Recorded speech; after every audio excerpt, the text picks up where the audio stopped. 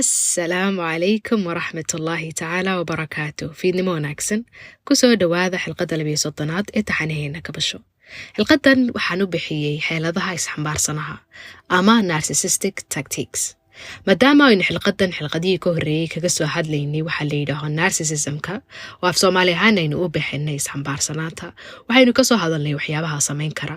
waxaynu ka soo hadalnay sida marka la joogo kasmanafeedka ama psychology-ga loogu kala qaybiyo laba oo personality disorder ama khalal shakhsiyadda qofka ku yimaada culimada qaar ay waxa weeyaan ay u tiiriyaan qolo kalena ay trait iyo inay maaragtay calaamado koro ay tahay dabeecado qofka u kora waxyaabo fara badan ay saameyn ku leeyihiin koritaankeeda ay ku sheegeen. waxaan ka soo hadalnay hidde-sidayaasha qofka siday saameyn ugu yeeshaan.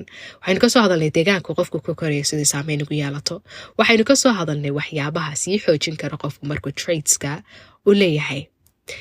haddaba xilqadan waxaan ugu bixiyay xeeladaha qofku markuu qof narcissistic yahay uu leeyahay waxa la yiraahdo traitskan ama shakhsiyadan iyo personality-ga noocana inta badan waxay adeegsadaan xeelado iyaga u khaasa si ay u sii joogteeyaan maamulidda dareemada dadka ku xeeran ama ay xidhiidhka kula jiraan.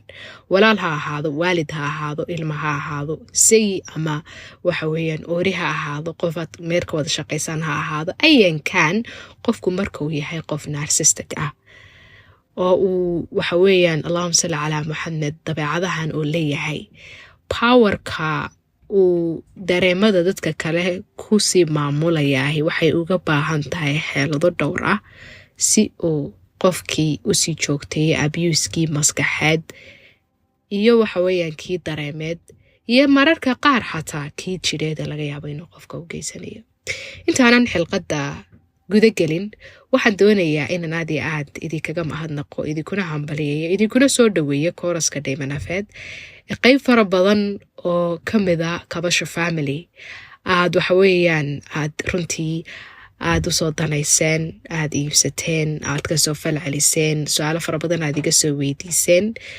su-aasha ugu faraha badan ee wiigan lasoo dhaafay emailkayga shakhsiga kusoo dhacaysa waxay ahayd goorma ayay soo kordhayaan casharada ardayda qaybta qaadatay xidhmada 3 bilooda ama 3-month membership-ka.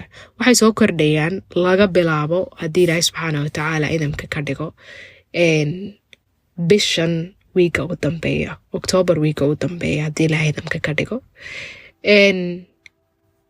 waxaa la yidhaaho Zoom meetingska iyo haddii madalo kale miitinadeedu ay noqon doonaan iyo tala bixinta intaba qof kasta oo maxadka ka qayb ah ama ka mid ah oo arday ahi emailkiisa ayuu ku heli doonaa insha Allah xogtoo dhammaystiran. waxaan idin rajaynayaa safar aad u qurux badan oo naf barasho, dareen barasho, macna siin iyo waxa weeyaan fahmid dhacdooyinkii noloshiina ah in aad qaadaan oo nafihiina aad u dhawaataan si kalgacal iyo raxmad iyo dhibirsanaan leh biidni alwaaxid alahad. haddii aan u soo laabto waxaa la yidhaaho xeeladaha isxambaarsanaha ama narcissistic tactics-ka oo caawa mawduuceenu uu ku saabsan yahay. waxaynu ka soo hadalnay qofku markuu narciss yahay waa qof isagu isxambaarsan, isaga mooyaane cid kale inay muhiim tahay aanan u arkaynin. sababtaa aawadeedna jecel cid kasta oo ka agdhow ama cid kasta oo ay noloshu kulmisaa inay u adeegto waxa weeyaan bararinta iyo weyneynta sawirka uu naftiisa qofku ka haysto. waxaynu ka hadlaynaa 11 xeeladood oo uu leeyahay qofka narcissistic ahi.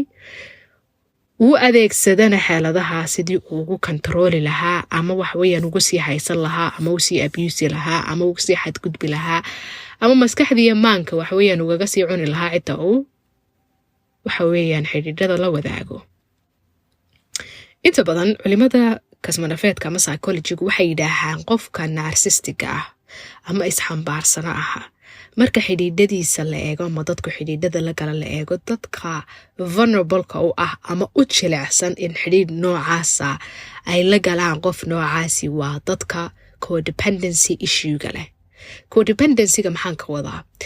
xilqad ka mid ah xilqadaha kabasho ayaynu kaga soo hadalnay waxa ay tahay codependency-gu ama tiirsanaanta taban. markaynu ka soo hadlaynay attachment-ka iyo waxa la yiraaho qaab koraalka ilmuhu siduu soo koro iyo siduu waalidkii ugu sidkamo oo saameyn weyn ku leh naf aragiisa iyo kalsoonidiisa iyo yacni waxa uu aaminsan yahay inuu u qalmayo inaanu u qalmin. haddii khalal uu soo galo waxa la yidhaaho attachmentka ama sidkanaanta yaraantii oo ay abuuranto ama uu soo koro qof shakhsiyadiisa ama qofnimadiisu ay hash tahay, ay jilicsan tahay, kalsooni fara badan iyo naf arag taban oo negative ah, waxa weeyaan kalsooni la-aan fara badan iyo naf arag taban oo negative ah ay gudihiisa ku jiraan, wuxuu u jilicsan yahay ama vulnerable u yahay in ay noloshiisa soo galaan ama u xidhiidha la yeesho ama ay controli karaan dadka narcissistic ah. dadka narcissistic ah. marka inta badan waxay target gareeyaan qofka leh tiirsanaanta taban ama codependency issueska. maxay u target gareeyaan? inta badan qofku markuu codependency issues uu leeyahay waxa uu mar walba yacni kalsoonidiisa iyo naf aragiisa iyo shakhsiyadiisa iyo cidda uu yahay uu ka dheehdaa sida muraayadii hadba cidda noloshiisa ku jirta oo ma aha qof isagu keligii cagihiisa ku taagan. marka waxaynu ka soo hadalnay manipulationka sida u sameeyaan dadka narcissistiga ama dareen habaabinta, especially emotional manipulationka. marka hore markay dadka xidhiidhka la sameynayaan dhulkay ka qaadaan, cirkana ma geeyaan. adiga mooye cid kale ma jirto, adiga mooye cid kale muhiim maaha, adiga mooye cid kale qiimo ma laha, hadday tahay hadiyado, hadday tahay daneyn, hadday tahay xidhiidh, hadday tahay yacni qofka bani aadamka ah waxay u galaan gudihiisa si aan innaba caadi ahayn, lidaraja qofkii ay bararyaan. haddii maanta lasoo qaado buufino la afuufo wuu kala baxayaa, sababtoo hawaa lagu afuufay. sidaas leeg bay dadka u afuufaan oo cirkaa ay u geeyaan, dhulkana ay uga qaadaan. yacni adiga mooye cid kale ma jirto. they make you very special, inaad special tahay, oo waxa weeyaan danayntooda iyo ilaalintooda iyo kalgacal bixintooda adiga mooye cid kale inaanay jirin, waqtigoodu dhan bay ku horayaan. waxa u sameynayaan waxa weeyaan inay kalsoonidaada ay kasbadaan. qofka haddii kalsoonidiisa la kasbado way fududaanaysaa in wax alaaliya wixii la doono lagu samayn karo ama laga samaysan karo. so they make you very special. waxaad u jilicsan tahay baan idhi, ood vulnerable u tahay haddii aad codependency issues aad leedahay ama qaabka aad u soo kortay kala dhantaalnaani ay ku jirtay qaabkii sidkanaantaada yaraantaadi. marka way target gareeyaan. somaad arkin in xayawaanku ay uriyaan hadba waxay cunayaan, sidaasay u uriyaan, targetkooda ay u raadiyaan dadku markay narcissistic yihiin. qofka haysta ama ay nafsadiisa iyo shakhsiyadiisa ku jirto codependencygu ee jilicsan, yacni gudihiisa ka jilicsan, dabadeetana dhulkay ka qaadaan, cirkaasay geeyaan, special bay ka dhigaan. adiga mooye cid kale ma jirto, adiga mooye heblaaye lama arag, adiga mooye hebel lama arag, weli nin adiga kale ma arag, shakhsiyadaado kale ma arag, ninnimadaado kale ma arag.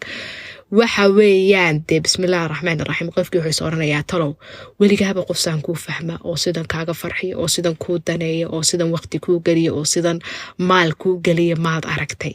dabeetana insaanku maadaamuu yahay noole xasaasiya ama yacni emotional oo caatifiya, markiiba waxa fududaanaysa marka wanaag mooye wax kale la tusi waayo fatrada hore ama xilliga hore inuu gaadhkiisa iyo geydhkiisii furo. waxa weeyaan inta badan qofku markuu caadi iska yahay cidina aanay usoo dhadhawaanin, geydhadhkiisu way iska xidhan yihiin ama daaqadaha qalbigiisu way iska xidhan yihiin. laakiin markaa si yar oo fudud loo soo galo oo gebigiisaba dhulka laga qaado, cirka la geeyo, waa bani aadam qofkii wuu soo dabcayaa, u nuglaanayaa, oo jilcayaa, kalsoonidiisii buu bixinayaa, shakhsiyadiisii iyo noloshiisii iyo cidduu yahay alifilaaye abuu qofkii la sheer garanayaa. qofkani wuxuu waxaan u samaynayaa maaha genuine daacadnimo maaha, waa inuu xog ku filan helo oo hadhow toole kugu control garayn karo. heer waxay gaadhsiiyaan dadka markay magacaaga ku dhawaaqayaan aad soranayso talow cid sidan weligaa magacaaga ugu dhawaaqday ma jirtaa. that's how much especially ay waxa weeyaan ay how special ay ku dareensinayaan inaad tahay, how much ay waqti waxa weeyaan iyo maal ay ku bixinayaan inay ku hantaan. stagekaas marka hanashada laga soo gudbo, muddo qofkii wax baad la qabsatay, kalgacal baad la qabsatay, ixtiraam baad la qabsatay, kor u qaadis baad la qabsatay, dhulka in laga qaado, cirka lagu geeyo la qabsatay, adiga mooyo cid kale ma jirtaa inaad tahay baa laga qabsatay, king inaad tahay, malik baa lagu dareensiiyey, ama queen inaad tahay, maaragtay malikad inaad tahay, adiga mooyo cid kale inaanay jirin, ya ayaa lagu dareensiiyey. adoo saa ula qabsaday oo weli aan ku arkin wax sagsaaga qaab dhaqankaas ayaa markaliya cirkii lagugu hayay lagaa soo daayay, deetana sida beedka ayaa dhulka lagugu dhuftay. marka xaalad baa ka dhalata shock ah inuu qofkii siro talow maxaa dhacay, talow maxaa dhacay, sidee wuxu dhaceen. dabadeetana markaas waxay bilaabmaysaa adigaa sameeyey waxaweye weligeen wanaag baan ku sameynayey, dhulkii cirkaan kaa qaaday, qof waxaweye weliga qofaan saa ula dhaqmay, qofaan maalka intaa lagu huray, qofaan kalgacalka intaa lagu huray, qofkaan raxmad intaa lagu huray, qofaan maarad kalsoonida intaa laga siiyey ma jirto. laakiin waxaad u muuqataa qofaan u qalmin. so you start questioning yourself. markaas waxaad samaynaysaa inaad naftaadii su-aal geliso, oo maxaan sameeyey, oo halkay ka dhacday, oo sidee wax u dhaceen, oo halkay wax ka qalloocdeen, oo maxaa dhacay. oo dabadeetana markaasaa lagaa ilaalinaya waxaa la yidhahaa sharaxaad. qofka insaanku inuu caafimaad qabayo in kale waxaad ku garataa markay wax jiraan uu kuu sharaxaa, markuu wax diidan yahay uu kuu sharaxaa, amba way kuu sharaxda waxay koraysa hebel waxaasan kugu diidanin, waxaasan kugu sanuusanin, waxaa iga bedel. laakiin qof withholding samaynaya ama xogtiiyo wuxuu diidan yahay kaa haysta haddaad aragto, they're trying to control you. so maskaxdaadii waxaad galaysaa xaala min inay su-aal isweydiiso, maxaad samaysay, lo kalgacalkii wanaagiyo maaragtay xurmayntii waa tan lagaa jaray, talo halkad wax ka khaladay inaad istiraahid. deetana wuxuu qofkii iska dhigayaa inuu very disappointed yahay, aad iyo aad maaragtay inuu kugu hungoobay. heese hungo waa laguu soo diray, qoraal hungo waa laguu soo diray, waxa weeyaan waan ku khasaaray baa lagu leeyahay hadduu tusaale ahaan waalid yahay oo kale. yaa intaasoo sanaan kusoo siday, intaasoo kanaa sanaan kusoo xambaaray, intaasoo dhanasaan ku samaynaya, intaasoo dhanmasaa waxaan kugu bixinayay. waxa weeyaan gobnan inaan iska ahaado ayaa ii dhaantay qof sidaadoo kalea. hadda all of a sudden weligaa wanaag mayo waxba kale kamaad arkin. so waa stage ka mida stageyada controllingku uu maro. waxay kasoo hadalnay xilqadan ka horeeya gaslightingka waxaa la yidhaaho in qofkii waxaa laga ururiyey, xog baa laga ururiyey.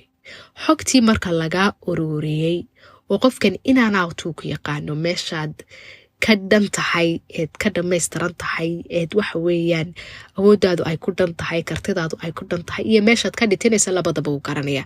so meeshaad ugu jirecsan tahay buu kaaga istaagaya. markaad tiraad maxaa sameeye wakaasaad tiraado maadaama doodi karaya, aamus baa lagu leeya, aamus waxaad sheegaysaa uma baan fahmin.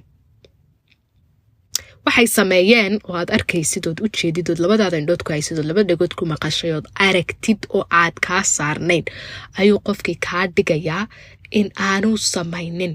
maxaad ka hadli, ma waalan tahay, mala waad isla hadlaysaa, xali si fiican ma seexatay, say wuxu jiraan, beryahan may waxbaa kaa qaldan, wallaahi ma fahmi karayo, bal naso meel baad moodaa in lagaaga yeedhayey, maxaa su kaa sawiray, bal shaydaanka iska naar. so qofkani because markii hore ayuu kusoo maalgashi dee khalad iyo khiyaamo ku dhisan. marka waxaad soranaysaa oo gamaad baranin maaragtay hebel ama heblaayo inay sidaas kuu dafiraane, talo maxaa kaa siiya, yaa mahalweysad baa kugu dhacday, talo ma adiga maxaysu kaa sawiray, ma madmado adigiibaa gebigaagaba thoughtskaagii afkaartaadii waxa kaa gelaya wax la yidhaaho madmadow baa kaa gelaya. marka wiigna waa lagu canaananaya, dhagaha lagaa raacayaa, wiiga kalena waa lagu ammaanayaa. mind games baa la yidhaahaa, waa dhaqanka shanaad ee lagu arko dadka narcissistic ah. wiigna waxaa lagu tirinaya wanaagyadaad leedahay, adiga mooye mid kale ma jirto, adiga mooye nin adiga kula midi ma jiro, nin sidaada u cajiyo ma jiro, nin sidaada u daacadi ma jiro, ninkaa sharaf badani ma jiro, ninkaa gacan furani ma jiro, ninkaa sidani ma jiro. wiigna waxaa lagu leeyahay wallaahi bilaahiya shakhsiyadaada waa shakhsiyadaadu liita, waxaad tahay qof maaragtay runtii aan in badan isweydiiyo waqtiga iyo maskaxda aan geliyey qofkan la xidhiidhkiisa, amba nolosheeda inaad qayb ka tahay, amba sidan, amba keen. deetana waxaa lagugu compare garaynayaa, lagugu barbar dhigayaa hadda ciddii aad garanaysid.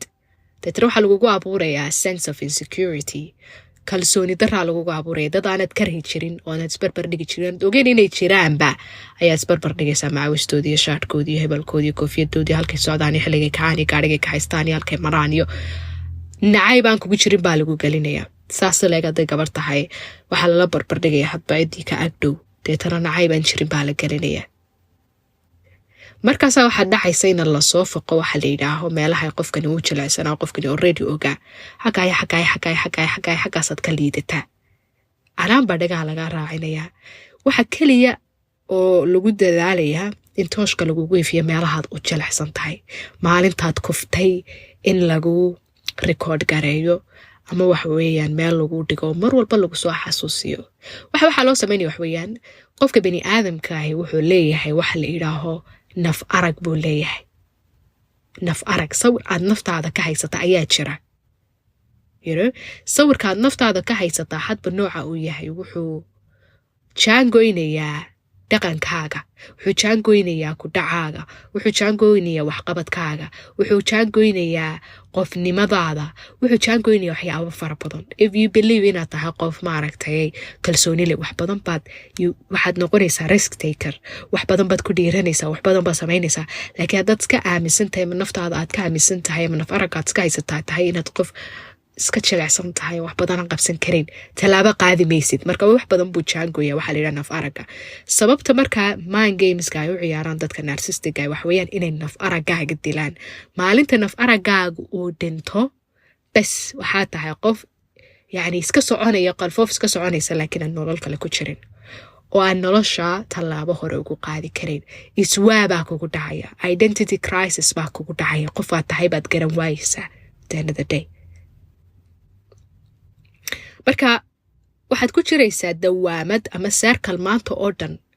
cycle baad ku jiraysaa inaad isweydiiso oo shucaaca lagaaga furo qofnimadaadii iyo waxaad iska aaminsanayd iyo hebelkaad ahayd iyo waxaad qaban jirtay iyo waniyo malaa waxay sheegaysaa waa dhab, waniyo wallaahi nin wanaagsan baan ahaa jiray waxay sheegaysaa waxbaa ka jira. hebeloo kale haddaan noqon lahaa wax badan baan samaysan lahaa. ama wuxuu sheegaya waxbaa ka jira laa qof wanaagsan may qofkaas nolosheeda markuu soo gala waa kii hagaajin jiray may aniga kolley wax khaldan sameeyey. deetana you start doubting yourself. naftaadii baad ka shakiyaysaa. naftaadii markaad ka shakido shucaac iyo madmadow baa kaa galaya naf araggaagii. maalinta shucaac iyo madmadow kaa galo naf araggaagii cidda keliya ee ku jihaysa ee meeshay kuu tujiso aad u tukataa waxay noqonaysaa qofkan. so they've gained control of you. waxay gacanta ku dhigeen hogaankii naftaada ayay ku dhigeen. tactiga ku xiga tacticada ku xigtaa waxa weeyaan isolation inay ku sameeyaan. inay qofkii allahuma salli calaa sayidina maxamed ay kaligeeyaan. markii corona u dhacay waxaa laynagu oran jiray self isolate, naftaada karantiin. dadka narcissistiga ahi dadka way isolate gareeyaan. qof markan intaan qofkaasi noloshaada soo gelin qof furan baad ahayd, qof kalgacal badan baad ahayd, qof bulshaawiyaad ahayd, qof shaqaystaad ahayd, qof waxbixiyaad ahayd, qof bankigiisu korayaad ahayd, qof maskaxdiisu koraysaad ahayd, qof iimaankiisu korayaad ahayd, qof tabaaraka araxmaan baad ahayd. all of a sudden markuu qofkaasi noloshaadii soo galay waxaad noqotay qof urursan baad noqotay. wax kastoo noloshaadii way soo urureen. maskaxdaadii baa ururtay, nafaragaagii baa ururay, jeebkaagii baa ururay, kalsoonidaadii baa ururtay, jirhkaagii baa ururayoo marka meel kasta tension iyo culays baa kaa saaran. calooshaadii baa guntano markasta naxdin iyo waxaad ku jirtaa maaragta eggshells inaad tahay qof aad moodo inuu baad ku dur soconayo ama icdiyaaq ku soconayo. isolationka waxay dadka u geliyaan waxweeyaan inta badan bani aadamku ama ha ku baraarugsanaado ama yuuna ku baraarugsanayni dadka inagu hareeraysan ama asxaab ha ahaadaan ama waalid ha ahaadaan ama dad aan la shaqayna ahaadaan ama dad jacayl naga dhexeeya ahaadaan ama ilmaha ahaadaan ayankaan dadkaan jecelnahay muhiimka inoo ah waa muraayadaan iska eegano. oo mararka qaar markaan iska shakino aanu awoodaheena ka shakino markaynu yidhaahaan waxa waad samayn kartaa koobkaaga shaaha maaha waxaad helaysaa boost, kalsoonidaadii baa kor u kacaysa. insaanku mar walba keligii ma noolaan karo, cid buu ku tiirsan yahay. tiirsanaantu ma aha inaad qof la jiidayo la xambaarsan yahay tahay, laakiin sawirka noloshaada iyo naftaada aad u samaysaa waxa uu qayb badan ka qaata marag furka iyo markhaati furka ay dadkaasi ku markhaati furayaan. sidaa daraaddeed qofkani isolationkan ama keliyeyntan ama karantiinkan kugu samaynaya dadka uu kaa jaraya wuxuu kuugu samaynayaa si xaqiiqada keliya ama realityga keliya ama waxa keliya naftaada ka aaminsan tahay ay noqdaan wuxuu isagu kuu sheego ama iyadu ay kuu sheegto. marka hore saaxiib markuu hadduu qofku kuleeya wuxuu kaa dhaadhicinaya saaxiibtinimadeena laga dhimanayaa, isku soo dhawaanshiyaheena ayaa laga yahay jealous, waxa weeyaan dadku ma rabaan inay isku keen arkaan. hadduu qofku partner yahay amba qof aad nolol wadaagtaan wuxuu ku leeyahay islaanta hooyadaas oo maad arkaysid ma ogola inuu maaragtay guurkeenaas iyo gurigeenaas uu dhisnaado. gabadha walaashaaya ku timaada maan ka helin xilliyaday kusoo booqato. marka haddaad doonayso reerkan inuu sii dhisnaado gabadhan gurigaaga joog ku dheh. haye saabtan jaarku yaana inugu soo gargaraacino yaani inoo soo doonanin. meeshan aad tagtida communitygan iyo dadkan aad ku milantida iskuulkan aad tagtid jaamacadan aad tagtid shaqada uma baahnida gurigaaga iska fadhi. heblaayo maxay kaala soo hadlaysaa? hebel ninkan horta muxuu kaala soo hadlaa? muxuu kaala tashtaa? muxuu ku weydiiyaa? telefoonkaaga iska xidh. dadkani maaha dad dantaada kuuguma jirto. ya jacaylkeennaa laga xun yahay, gurigeennaa la rabin inuu sii raago, saaxiibtinimadeennaa laga dhimanayaa. ma garanaysaa? marka dadka xataa kuu dhow xilliyada aad ugu baahi badan tahay uu qofku dadka kaa jaraya. deetana telefoonkaagii baa lasoo garaacay baad arkaysaa aanad cidna ka qabanayn. hooyadaayo maxaad heblaaya ama hebel noo soo booqa weydo mashquul baan iska ahaa aad ku leedahay baad arkaysaa. waxaad arkaysaa adigoo dadkii oo dhan aad moodo inaad ka baqaysid. waxaad arkaysaa adigoo kalsoonidaadii bulsheed ay kaa luntay. cidladani maxay qofkan u sahlaysaa? waxay u sahlaysaa inuu si yar qofkani maskaxda kaaga cuno. cid kaa agdhow oo aad u cabataana haba yaraatee aanay jirin. maalin marka lagu soo booqdo inuu qofkii dadkii hororto, hebel soo dhawow, heblahay soo dhawow, babababa sawirka ugu qurux badan inuu dadka tuso. deetana qof walbaaba isagoo isle maasha allah qof cajiiba qofka noloshiisa ku jiro gurigaagii ka laabto.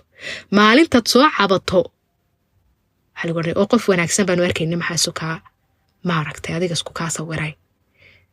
haddiiba ay dhacdo dadka qaar waxay sameeyaan narcissistic-ahi inay iyaga dadka adigana inay dadka kaa jaraan, dadkay kaa jareen inay iyagu xidhiidh la sameeyaan oo qof wanaagsan oo cajiiba ay iska dhigaan. hadhow markay ku abiyusaan ay dhibaato kuu geeyaan inay dadkii dadka kuugu dhowaa qofkii rumaystaan laakiin adigay ku rumaysan waayeen. balaayaasu kaa sawirtay, masayr baa qofkan iska haya, maya ninkii wuxuu iska noqday nin maaragtay allahuma salli calaa maxamed hinaasa miidhan ahoo balaaya isu sawirto oo maaragtay daaha usan qaro daaqadaasaa wax uga muuqdaan oo la garan maayo. anu gabadhaas kaafka gaabanee cajiibkahay maaragtay marwadaaban ahay. markaa war reerkaaga haysaniyo baa lagu odhanaya marka tiraahid niyow gabadhan dhibaata igu haysaa ama aad ka soo cabatid. heblaayo kale lama arkin, ma hebeloo kale lama arkin, bal shaydaanka iska nasiib baad leedahay. deetana qofkii wuxuu gelayaa xaala min atasaa'ulaat oo su-aal isweydiinaya maanta dhan wareedha ma waalan tahay saacadan baa laga hiisayaa. isolationka waxaa ku xiga markaa tagtiig kale oo la yidhaaho inay thoughtskaaga iyo afkaartaada aya ku maamulaan. insaanku madaxiisa iyo maankiisa ilaahay isaga uu rakibay. afkaarta maskaxdayda kusoo dhacaysa aadnama sheegi karta adnama sheegi karo, waa caalimul ghayb, matiidanna meehi. waxyaabaha ay dabeecadda u leeyihiin ama ay dadka ku kontaroolaan dadka narcissistic-ahi waxaa ka mid a inay iyagu macno siiyaan hab afkaartaadii xadhigii afkaartaada inay iyagu macno siiyaan. tusaale insaan baad tahay, si baad u soo kortay, meel baad ku soo kortay, dad baa ku soo koriyey. qofkan horaantiisa ka hor intaanad nolosha kula kulmin ama aanad la saaxiibin nolol baad lahayd, qaab baad u fikeri jirtay, experiences iyo wax weeyaan waayo nololeed baad soo martay, shakhsiyad baa kuu samaysantay. we're not talking about negativitygeeda iyo positivitygeeda, shakhsiyad baa kuu samaysantay. hebel baad ahayd, heblaayaad ahayd, dabeecadaad lahayd, adduunye arag baad lahayd, waxbaad diidi jirtay, waxbaad dooni jirtay. ya waxaas oo dhan oo shakhsiyadaada sameeyey ayuu qofkani madow gelinaya ama su-aal gelinaya. dabadeetana qaabkaad u fikirayso iyo qaabkaad u garnaqsanayso iyo qaabkaad u hadlayso iyo qaabkaad u soconayso wax walba su-aalaamatu su-aal buu saaraya. inaad stupid tahay buu kaa soo qaadaya. macnaha iyo hadalka iyo qaabkaad u hadlaysay doesn't make any sense, wax macnaa inaynu ku fadhiyin buu kaa soo qaadaya. haddaad aragti dhiibato xaase macno male buu ka odhanaya qofkaasi. haddaad waxay samaynayaan kasoo horjeesato maxaad og tahay adigu maxaa okay ii sheeg waa maxay shahaadadaad haysataa maxay tahay experience-kaad leedahay waxaanad ogeyn ha ka hadlin ha ka fatwaynin yaa ayuu ka odhanaya waalidkaaga hadduu narcissistic yahay hadduu khalad ku dhaco ambuu ku dhibaataynay markaad la hadasho dhallaankii hooyadii dhalmada baray ayaa tahay buu ka odhanaya waalidinkaar baa tahay ma maanta doonta inaad wax weeyaan qaabkan u dhaqmaya qaabkan u hadlaya qaabka aad anigay barto aragti kale iyo af kale iyo diiditaan iyo doonitaan inaad lahaatid totally ma ogolo qofku markuu qof narcissistiga yahay mar allaale iyo markaad wax diido tara waxa diidana oma adiga haddaa dhammaystirano cajiiba ilaa aduu khalad ma samaysidii kaayaga unbaad aragtaa miyaa baa lagu leeyay kaayaga unbaad aragtaa ayaa lagu leeyay lidaraja wixii saxda ahaa inuu khalad kuula muuqdo waxay khaladkaana uu sax kuula muuqdo waxaa la manipulate garaynayaa ama la dareen habaabinayaa xadhiggii afkaartaada iyo qaabkaad u fikeraysa deetana dhaqankaagii baad su-aal gelinaysaa dabadeetana haddaad xataa istiraahid waxaad diidaysa sheeg waxaad dareemaysaa guilty inaad dembi samaynayso ku dhacay sidoo kale aad dareemaysaa maalinta istiraahi hadal waxaad arkaysaa adoo gariiraya oo kadhkadhkadhkadha ku haya ka hor intaanad hadlin dadka qaar waxay leeyihiin ama dabeecadaha lagu arkay inay iyagu ku hadlaan saasaad dareemaysaa saasaad u jeeday miyaa okay saasaad rabtaa inaad samayso soo maaha sidanaad u rabtay inaad u socoto soo maaha haddamaad hadlinba weli afkaartaadii eraygaagii afkaaga kamuu soo bixin laakiin qofki isagaa ku hadlaya mind reading wax la yidhaaho ayuu samaynaya kaanama inuu maskaxdaada iyo maankaaga waxa ku jira isagoo akhriyayo kaaga cilmi badan yahay okay markuu ku akhriyo ku dictate garayo ku yeedhiyo amba ay ku yeedhiso qofkii wuxuu rabaa inuu isagu jiheeyo waan ogahay sidaad u fakaraysid waan ogahay sidaad dareemaysid waan ogahay go-aankaad rabtid inaad qaadatid waan ogahay meeshaad u socotid deetana waxaad noqonaysaa qof intaanu afkiisa aanay kasoo bixin ama maskaxdiisa ama intaanu go-aan gaadhin apologies kuwaasha inuu cudur daarto maysaa uma jeedin maya maskaxdayda waxaasi kuma jiraan qof weli erayaan afkiisa kasoo bixin difaaca unbaad noqonaysaa tactiicska kale isticmaala waxa weeye inay dadka afka erayga ugu ridaan ood wada hadlaysaan ama dood baa meesha ka jirtaan ba waxbaad isku diidan tihiin waxaanad odhan buu qofkii afka kugu ridaya saasaad tiri ma odhan haddaad tiraahidna waa tiri buu ku leeyahy dabeetana markaas tiraahid isdifaacna wuxuu ka odhan dee isma maqlaysid afkaaga iyo dhagahaagu isma maqlayaan yaa afkaaga iyo dhagahaagu isma maqlayaan yaa qof aan waxaa tahay gebigiisuba meel uu maraya iyo wuxuu leeyahay iyo wuxuu sheegay toona aanan kala ogeyn mar alaaliya markay si khaldan kuula dhaqmaana tiraahid waxaad intaana eraygu afkaaga kasoo dhama budha marka anaa khaldan soo maaha maya waan isku ogahaydii mar walba anaa khaldan mar walba anigaa maaragtayay dhibaato ku jira mar walba anigaa maaragtayay aniguun baadi xanaananaysaa hadda ogow eraygaagii afkaagii kama soo dhammaan haddana adigiibaa ay kugu backfirtay oo waxweeyaan deetana waa adigaa ku celceliyey mar walba anigu ma odhan ma samayn saa uma fekerin saa mar walba xataa qofun isdifaacan ku jira intaad wax qabsan lahayd intaad go-aan qaadan lahayd intayd aad kala miirmi lahayd waxaad ku jirtaa inaad isdifaacdid waxyaabaha kale ee tactiicskooda kamid waxaa kamid a in ay qofka yidhaahaan inay hawl bay ku gelinayaan waxaana diyaar u ahayn bay ku gelinayaan dayn bay ku gelinayaan hagbadaana diyaar u ahayn bay ku gelinayaan projectaana diyaar u ahayn bay ku gelinayaan anaa kula qabanaya halkanay ka dhacaysa halkanay ka samaysa halkanay shaqaanad ujeedin baa lagu gelinayaa anaa kula samaynaya maalmaha horaa lagula qabanaya hadhowna waa lagaaga baxaya deetana waxaad dareemaysaa kaanama inaad adhaxda ka jabay sidoo kale waxaan ma samayn karo waxaan ma qaban karo baa lagu leeyay ma tihid qof maaragtay bilaa kartiya tahay qof bilaa kartiya waxaad qaban karaysaa waxaad weli macnaysay oo aad meel kasoo dhalaashay ma lagu arkay ayaa lagu leeyay marka waxaa mar walba la korinaya reasonskooda iyo sababaha ay kugu nacayaan inaad mar walba adigu khaldan tahay qof jilicsanaad tahay qofan waxba qabsan karinaad tahay qof bilaa kartiya aad tahay qof sawirkii naftaada la dilayaa ayaa la dilayaa deetana waa daalan tahayuun qof waxaanu isagu jeclayn, waxaanu doonayn, daynaanu rabin, meelu ku wadaanu garanayn qaadanaya, hagbadaanu u jeedin galaya, project aanu jeedin ka shaqaynaya, nafsiyan iyo ruuxiyan iyo jidh ahaan u daalan baad noqonaysaa. mar kastoo aad istiraahid bal ka soo bax badan aad gasheen waxaad u gashay aanad garanayn, waxaa lagu leeyahay caddeen naftaada barta inaad qof kalsooni la tahay ama qof maaragtay karti laa tahay. If you can't do this, haddaan waxa samayn karayn, wallaahi bilaahi maya waan la yaabanahay maaragtay qof noocan oo kale sidaad adduunkan ugu noolaan kartaa iyo maaragtay aad u survive garan kartaa badda haddaadba sidan tahay baa lagu leeyahay. marka maxaa sii kordhaya sawirkii aad naftaada ka qaadanaysood yacni ahaa inaad qof tahay aan faa'iido lahayn, isku filnayn, cagiisa ku istaagi karayn. deetana qofkanaad mar walba ku tiirsanaanaysa heblaayaa tiri bay kaa soo harsa ama hebel baa yidhi. ra'yigaagii iyo naf aragaagii iyo kalsoonidaadii iyo identitygaagii iyo qof ahaanshyahaagiiba meesha ka baxaya. sababto ma jiraan realitygan khaldan uu qofkani ku abuuray cid kaloo baraxdaa ma jirto. asxaabtii waa tan lagaa jaray, ehelkii waa tan lagaa jaray, dadkii waa tan lagaa jaray, adduunkii waa tan lagaa jaray, lagu isolate gareeyay. waa tan lagaa dhigay inaad dumb tahay, stupid inaad tahay. marka waxaad ka wahsanaysaa maskaxiyan in aqoontaadii kordhisid, inaad wax akhridid, inaad wax baadhid. 24/7 wax lagula dul taagan yahay stupid, waxba ma kala ogid, waxba kalsooni ma lihid, karti ma lihid, waxba kuma filnid. anaa ku badbaadiyo heerkan ku gaadhsiiyo maaragtay aniga la-aantii xagahaba kuma istaagi karteen. haddii aad istiraahid bakaala hadaloo tiraahid waxaanaad samaynaysaa, markaa waxaa bilaabmaya tagtiiga tobnaad oo ah ina lagu hanjabo.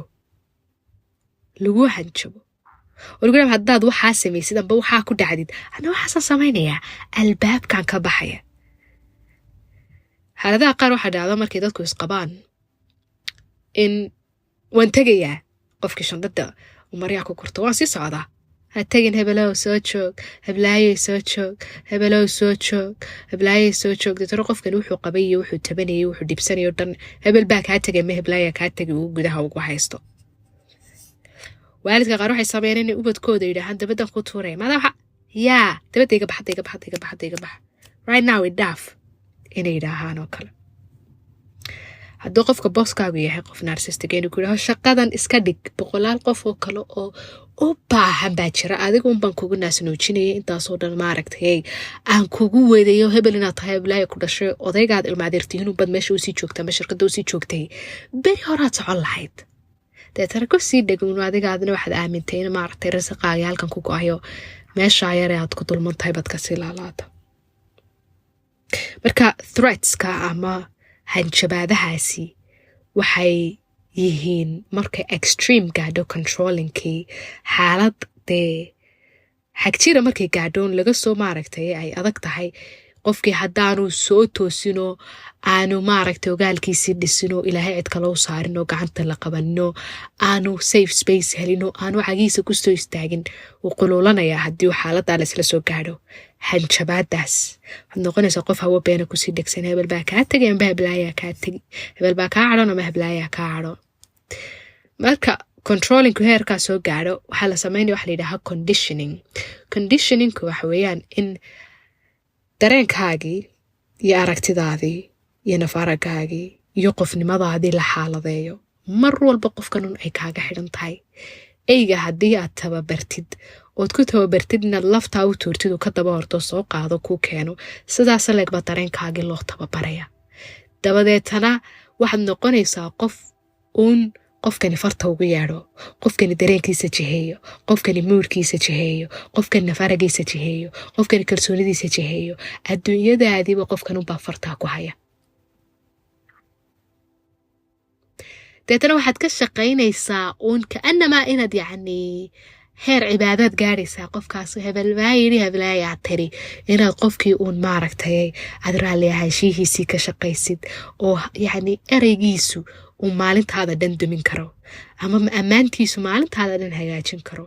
adigiibaa iswaayaya sense ma jirayso waad iswaayaysaa qofnimadaadii baad ayaad ilaawaysaa kalsoonidaadii baad ilaawaysaa kartidaadii baad ilaawaysaa waxaad rabtay inaad samaysid baad ilaawaysaa qofkanu raalli ahaashiyihiisii albaabka markuu qofkaasi furaha qac kaga soo siiyo ayaa wax weeyaan caloosha ku guntamaysaa oo aad dididaysaa oo naftaadii maaragtay aad isodhanaysaa talo wadnihii mahungurigu ku yimi talo waxaa lima hagaagsay talo dacsadaasi may dhaqaad talo cuntadii diyaar ma tahay talo albaabka ma furay talo daaqadu may furan tahay talo warcaanihii lagu diray dukaanka maad ka keentay talo yacni qof uu raran unbad noqonaysaa uun qofkaasuu nuur raran aragti kale aan lahayn fikrad kale aan lahayn dareen kale aan lahayn shakhsiyad kale aan lahayn qofkan wax ka baxsanba adduunyo ka baxsanba ma lihidba dadka qaar waxaa la gaadhsiiyaa heer la disable gareeyo iyagoo lixdooda lixaad ay dhammaystiran tahay ilaahay dhammaystiray in maskaxiyan disable laga dhigo oo la kala dhantaalo